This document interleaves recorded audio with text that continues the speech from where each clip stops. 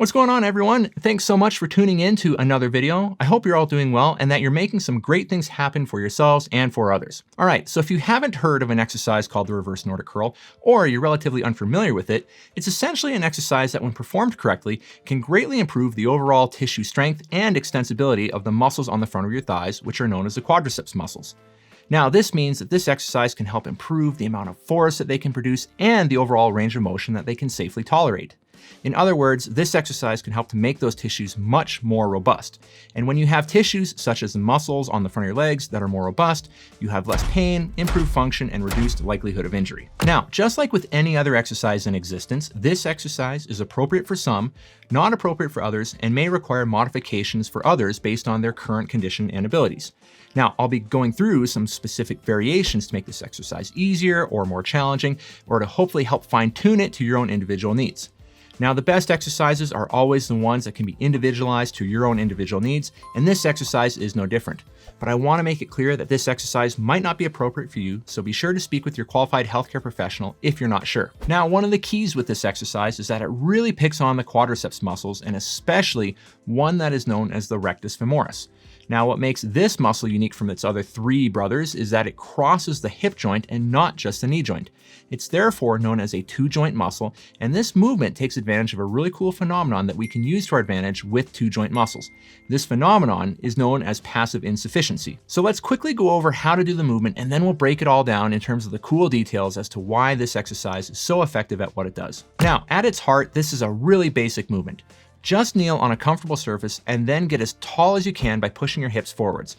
Your hips must stay fully extended throughout this movement, as the exercise will lose nearly all of its intended benefit if your hips bend at any point. From here, slowly lean back until you feel a gentle stretching happening anywhere in your thighs. From there, pull yourself back to the starting position using your thigh muscles and repeat. That's it. It's a deceptive looking movement, as the quadriceps are at quite a mechanical disadvantage when it comes to producing the force required to pull you back into the starting position. So here's the rundown as to why this exercise is so unique and effective for both strengthening and lengthening the quadriceps muscles. Now, since the quadriceps muscles cross the knee joint via the common quadriceps tendon, this kneeling position that we're in requires the quadriceps muscles to have to lengthen out in order to accommodate to this position. Now, from here, leaning back will force these muscles to really have to stretch or lengthen out. And then when you try and pull your body back to the starting position, the quadriceps will have to contract in order to do so. And since you keep the hips fully straightened throughout the exercise, this requires the rectus femoris muscle to receive an even greater stretch, since it's now being stretched at the knee and the hip, resulting in that phenomenon that I mentioned earlier called passive insufficiency. So if you feel a stretch happening higher up on your thigh in addition to lower down, you may just be feeling that rectus femoris muscle really getting picked on from having to lengthen out at the bottom end of the muscle and the top end. Now, like most other exercises, the larger the range of motion you put through the muscles, the more they have to lengthen out and the more aggressively you have to contract.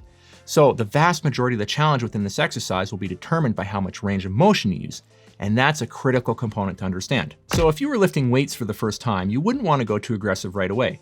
And it's the same with the Reverse Nordic Curl in terms of the amount of movement that you use. Start with a very small range, which will be a smaller challenge, and increase the range of motion as time goes on. Now, my advice here is to keep this movement gentle, especially if you're new to this, and to make sure that it's also enjoyable.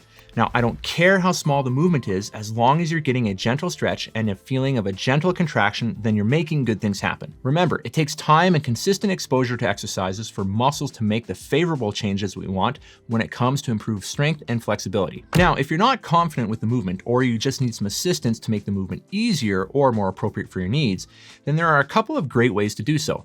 Now, one of my favorite ways is to use a fitness band. A band will allow you to go through a larger range of motion without the need for an aggressive muscle contraction in order to return to the starting position. Now, as you can see here, the band has to lengthen out while you lean back, but then it recoils as you come back up to assist you out of this position. Now, you can use a larger fitness band and secure it underneath the leg of a sturdy object and then loop it around your lower back. Or you can use a thinner band and simply hold on to each end of that band throughout the movement. Either is perfectly fine, and it comes down to what you feel is best for you. Now, if you don't have a band or you don't want to use one, you can try using a stationary object to assist you with pulling yourself back up to the starting position. But what do you do if you need to increase the challenge? Well, if you need to increase the challenge, then it's all about holding on to some extra weight. Now, it doesn't matter what you hold on to. It can be a kettlebell, a dumbbell, or just a household object, because your muscles won't know the difference. And the good news here is that it won't really take much extra weight to hold on to before you really feel the challenge get taken up a notch. So just keep the waist held around chest level and hold on to it and you should be good to go. All right, everyone. So if you have any of your own modifications that you like with this exercise, I'd like to hear about them. So be sure to leave them in the comments section below. All right, so if it's appropriate for you to do so, give this exercise a try and have some fun with it. Modify it how you need to, tinker around with it, because that's how you make exercises work best for you. All right, everyone. So with all that being said, you know what to do next. Keep looking after yourselves, keep looking after one another, keep making great things happen, and I will see you in the next video.